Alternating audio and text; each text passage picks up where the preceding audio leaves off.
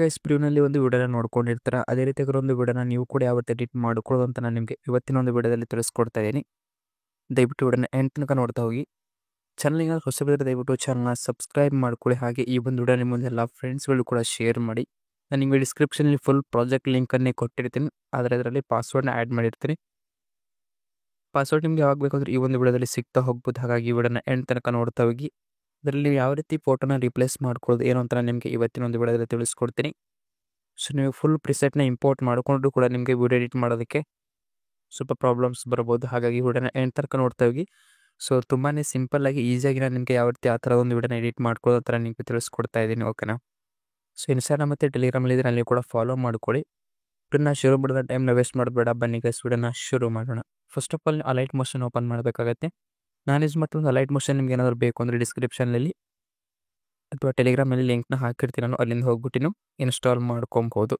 First ಹೋಗಿ Alight ಮೋಷನ್ನ open ಮಾಡಿದ ತಕ್ಷಣ ಪ್ರಿಸೆಟ್ ಮೇಲೆ ಬರಬೇಕಾಗುತ್ತೆ. ಪ್ರಾಜೆಕ್ಟ್ಸ್ ಮೇಲೆ ಬಂದರೆ ನಿಮಗೆ ಇಲ್ಲಿ beet mark by AYO March 4 ಅಂತ ಇರುತ್ತಲ್ಲ, ಜಸ್ಟ್ ಇದನ್ನು ಓಪನ್ ಮಾಡ್ಕೊಬೇಕಾಗತ್ತೆ. ಓಕೆನಾ.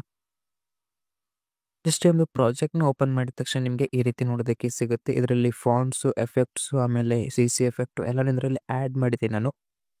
ಜಸ್ಟ್ ನೀವು ಇಲ್ಲಿ ನಿಮ್ಮ ಒಂದು ಫೋಟೋಸ್ಗಳನ್ನ ರೀಪ್ಲೇಸ್ ಮಾಡಿಕೊಂಡ್ರೆ ನೀವು ಈ ರೀತಿ ಒಂದು ವಿಡಿಯೋನ ಎಡಿಟ್ ಮಾಡ್ಕೊಬೋದು. ಇದರಲ್ಲಿ ನಿಮಗೆ ಫೋಟೋನ ಯಾವ ರೀತಿ ರೀಪ್ಲೇಸ್ ಮಾಡೋದು, ಇಲ್ಲಿ ತುಂಬಾ ಫೋಟೋಸ್ಗಳನ್ನ ಆ್ಯಡ್ ಮಾಡಿದ್ದೀನಿ ನಾನು. ಸೊ ಯಾವ್ಯಾವ ಫೋಟೋನ ರೀಪ್ಲೇಸ್ ಮಾಡಬೇಕು ಏನು ಅಂತ ನಾನು ನಿಮಗೆ ತಿಳಿಸ್ಕೊಡ್ತೀನಿ. ಹಾಗಾಗಿ ವಿಡಿಯೋನ ಎಂಡ್ ತನಕ ನೋಡ್ತಾ ಹೋಗಿ.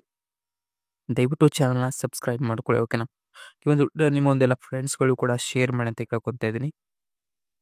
ಸೊ ಗೈಸ್ ಸ್ವಲ್ಪ ಅಡ್ಜಸ್ಟ್ ಮಾಡ್ಕೋಬೇಕು, ವಾಯ್ಸ್ ಸ್ವಲ್ಪ ಸರಿ ಇಲ್ಲ. ಹಾಗಾಗಿ ಸೊ ಇವಾಗ ಏನು ಮಾಡ್ಕೋಬೇಕಂದ್ರೆ ಈ ಕಡೆ ಮುಂದ್ಗಡೆ ಬರಬೇಕಾಗತ್ತೆ. ಮುಂದ್ಗಡೆ ಬಂದ ತಕ್ಷಣ ಸೊ ನಿಮಗೆ ಇಲ್ಲಿ ಫೋಟೋಸ್ಗಳು ಕಾಣುತ್ತಲ್ವ, ಜಸ್ಟ್ ನೀವು ಇಲ್ಲಿ ಫೋಟೋಸ್ಗಳನ್ನ ಯಾವ್ಯಾವ ಫೋಟೋಗಳನ್ನ ರಿಪ್ಲೇಸ್ ಮಾಡ್ಕೊಬೇಕಂತ ನಾನು ನಿಮಗೆ ತಿಳಿಸ್ಕೊಡ್ತೀನಿ. ಓಕೆನಾ. ಇಲ್ಲಿ 3 ಫೋಟೋಸ್ಗಳು ನಿಮಗೆ ಇಲ್ಲಿ ಕಾಣಿಸ್ತಾ ಇದೆ.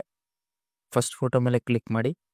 ಫಸ್ಟ್ ಫೋಟೋ ಮೇಲೆ ಕ್ಲಿಕ್ ಮಾಡೋಕ್ಕಿಂತ ಮುಂಚೆ ಫಸ್ಟ್ ನೀವೇನು ಮಾಡಬೇಕಂದ್ರೆ ಜಸ್ಟ್ ನೀವು ಬ್ಯಾಕ್ ಬರಬೇಕಾಗತ್ತೆ. ಬ್ಯಾಕ್ ಬಂದು ಪ್ಲಸ್ ಐಕಾನ್ ಮೇಲೆ ಕ್ಲಿಕ್ ಮಾಡಿ 4:5 ರೇಷನ್ನ ಸೆಲೆಕ್ಟ್ ಮಾಡಿಕೊಂಡು ಕ್ರಿಯೇಟ್ ಪ್ರಾಜೆಕ್ಟ್ ಮೇಲೆ ಕ್ಲಿಕ್ ಕೊಡಬೇಕಾಗತ್ತೆ.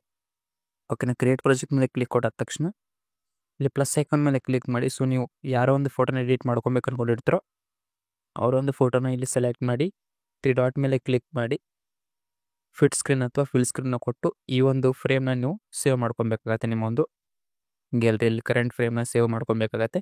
ಸೊ ಇದೇ ರೀತಿ ನೀವು ಎಷ್ಟು ಫೋಟೋನ ಆ್ಯಡ್ ಮಾಡ್ತೀರೋ ಅಷ್ಟು ಫೋಟೋಗಳನ್ನು ಕೂಡ ಇದೇ ರೀತಿ ಮಾಡ್ಕೊಬೇಕಾಗತ್ತೆ. ನಂತರ ಇದಾದ ತಕ್ಷಣ ಈ ಒಂದು ಪ್ರಾಜೆಕ್ಟ್ಗೆ ಬ್ಯಾಕ್ ಬರಬೇಕಾಗತ್ತೆ. ಬ್ಯಾಕ್ ಬಂದು ಫಸ್ಟ್ ಫೋಟೋನ ಕ್ಲಿಕ್ ಮಾಡಿಕೊಂಡು ಕಲರ್ ಆ್ಯಂಡ್ ಫಿಲ್ ಮೇಲೆ ಬಂದು, ಓಕೆನಾ,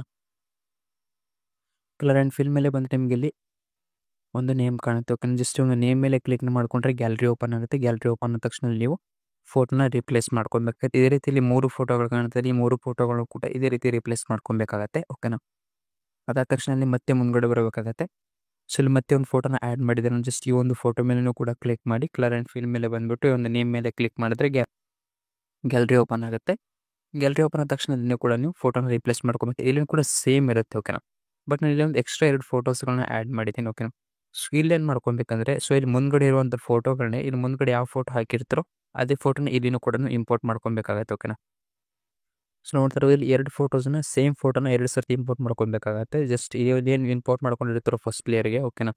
ಸೊ ಇಲ್ಲಿ ಮೇಲ್ಗಡೆ ಲೇಯರ್ಗೆ ಏನು ಫೋಟೋನ ಇಂಪೋರ್ಟ್ ಮಾಡ್ಕೊಂಡಿರ್ತಾರೋ ಕೆಳಗಡೆ ಲೇಯರ್ಗೂ ಕೂಡ ಅದೇ ಫೋಟೋನ ಇಂಪೋರ್ಟ್ ಮಾಡ್ಕೊಬೇಕಾಗತ್ತೆ. ಅವಾಗ ನಿಮ್ಗೆ ಈ ರೀತಿ ಒಂದು ಎಫೆಕ್ಟ್ ನಿಮಗೆ ನೋಡೋದಕ್ಕೆ ಸಿಗುತ್ತೆ. ಓಕೆನಾ. ಸೇಮ್ ಇಲ್ಲಿನೂ ಕೂಡ ಸೇಮ್ ಇರುತ್ತೆ. ಓಕೆನಾ.